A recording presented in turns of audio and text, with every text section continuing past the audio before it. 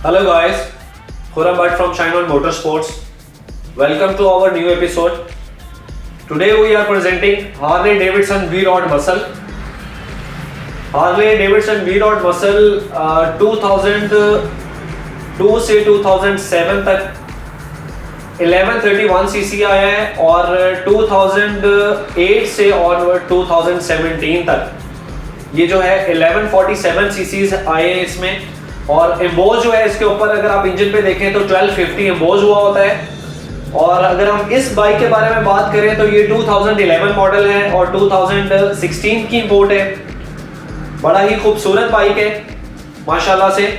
और इसका जो फ्रेम होता है वो एल्युमिनियम का फ्रेम होता है और इसका जो डिज़ाइन है वो एक चॉपर लुक है। यही वजह है कि इसका जो सीटिंग पोस्चर है वो भी बहुत कंफर्टेबल होता है और इसी वजह से इस पे क्रूज भी किया जाता है। इस पे आप थोड़ा लंबा सफ़र भी कर लेते तो आपको फील नहीं होता।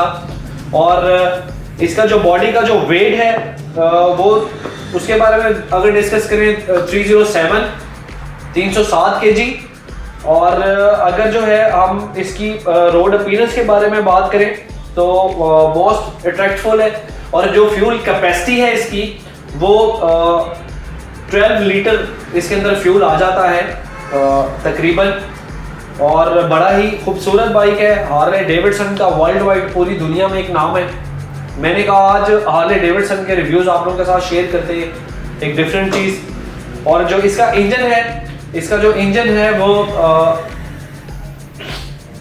वी ट्विन 60 डिग्री इसका इंजन है। जो डिज़ाइन है वो 60 डिग्री को मद्देनजर रखते हुए किया गया है। ये हार्ले और पोर्शे का जॉइंट वेंचर है और हार्ले और पोर्शे ने मिल के ही इसका डिज़ाइन किया हुआ है इसको।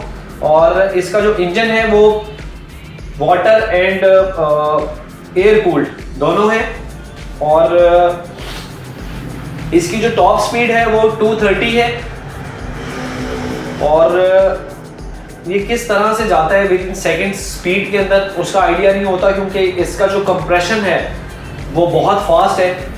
ये क्रूज बाइक के अंदर एक वाहिद बाइक है कि जो इंसान सुपर बाइक चलाने वाला भी अगर हार्ले डेविडसन V-Rod मसल के ऊपर बैठ जाए तो वो इसकी राइड को एंजॉय करेगा क्योंकि इसमें और सुपर बाइक के एग्रेशन में और रिस्पॉन्स में थोड़ा ही फर्क है। मेरा ख्याल है कि करीब तरीन है। सो दैट्स वाई जो है इसकी जो राइड है वो बहुत मजे की है, बहुत पावरफुल राइड है। और यही वजह है कि इसको हार्ले V-Rod मसल कहा जाता है कि ये बहुत ही स्ट्रॉन्ग और बूस्टअप फुल ऑफ बूस्टअप वाली राइड है इसकी। और इसके ये जो BHP प्रोड्यूस करता है 122 से 125 BHP प्रोड्यूस करता है। और इसका कंप्रेशन और जो टॉर्क है वो इट विल आउटस्टैंडिंग। और अगर हम इसके आप फ्रंट टायर को देखें तो इसका जो फ्रंट टायर है उसके अगर साइज को मैं डिस्कस करूं 120, 70 और रेंज जो साइज है वो 19 है। और इसी तरह से जो इसका बैक टायर है उसका साइज है 240, 40, 18। अगला रिम का साइज 19 और बैक रिम का साइज 18। वो क्यों? इसकी भी एक खास रीजन है क्योंकि जब ये हार्ले और पोर्शे ने मिलकर डिजाइन किया हुआ है तो इसका सिटिंग पोस्चर इस तरह का है कि इसका एक तो जो एयर प्रेशर है ये एयर प्रेशर के अगेंस्ट जो है चल रहा होता है। बड़ा शार्पली उसको जो है ना वो फेस कर रहा होता है। ये जो बाइक है आगे से जो है ये हाई होता है और बैक से जो है ये लो होता है। इसी वजह से जब आप चॉपर में बैठते हैं तो आप आपका सिटिंग पोस्चर भी डिफरेंट होता है। और मोस्टली इसमें आपकी कमर जो है स्पेशली वो स्ट्रेट होती है जिसकी वजह से आप जब लंबी राइड भी कर रहे हो तो आप अपनी राइड को एंजॉय कर रहे होते हैं। प्लस हैंडल इसका स्ट्रेट होता है तो इसकी मैन्योवरिंग भी जो है वो बहुत आसान होती है। मतलब आप इस पर थकते नहीं हैं। और आपको सिंगल और इस पर डबल आप दोनों जो हैं इस पे राइडर्स जो हैं वो बहुत ज़्यादा इस राइड को एंजॉय करते हैं। और प्लस जब इसका टायर जो है जब इतना चौड़ा टायर है तो ये जो टायर है एक तो इसकी ग्रिप बहुत ज़्यादा हो जाती है इस बाइक की। और रोड अपीयरेंस तो माशाल्लाह से है ही है क्योंकि इसका जो इंजन भी है ये देख भी रहे होंगे आप क्रोम एंड मैट फिनिश के अंदर है। तो क्रोम एंड मैट फिनिश के अंदर इसका इंजन है।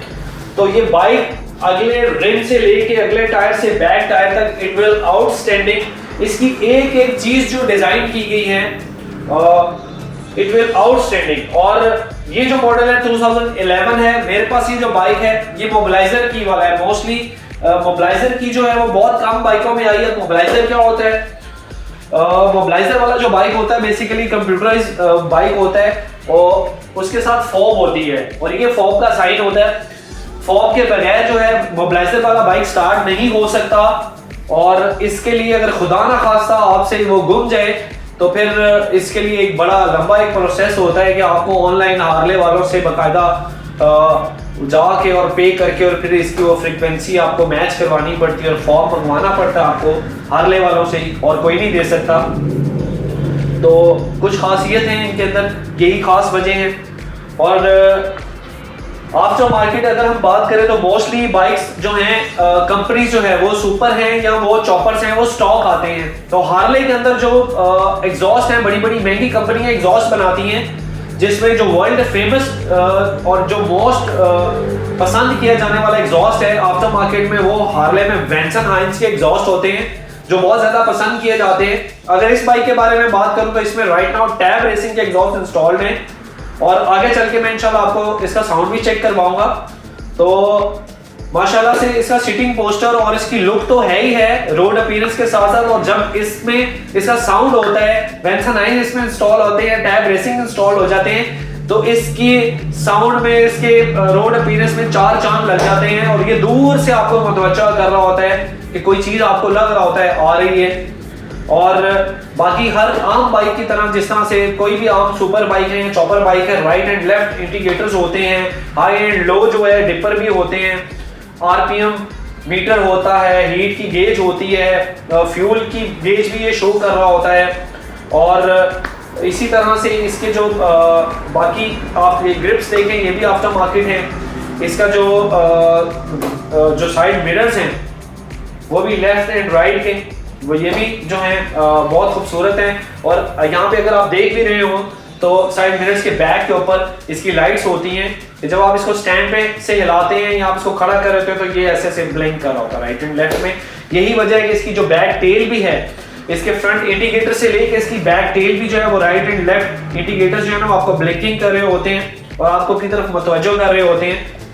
और इसी तरह से जब आप मोस्टली लोग जो हैं वो ये सवाल करते हैं कि यार इस हम बाइक में सब कुछ देख रहे हैं तो इसमें जो है हम फ्यूल जो है वो नहीं हमें पता लगता कि वो कहाँ पे डाल रहे हैं। तो इसमें जो फ्यूल डालना होता है वो भी सीट के नीचे उन्होंने जगह दी हुई है, जैसा कि आप इस वीडियो में देख रहे हैं, मैंने फौरन से आपको दिखा दिया।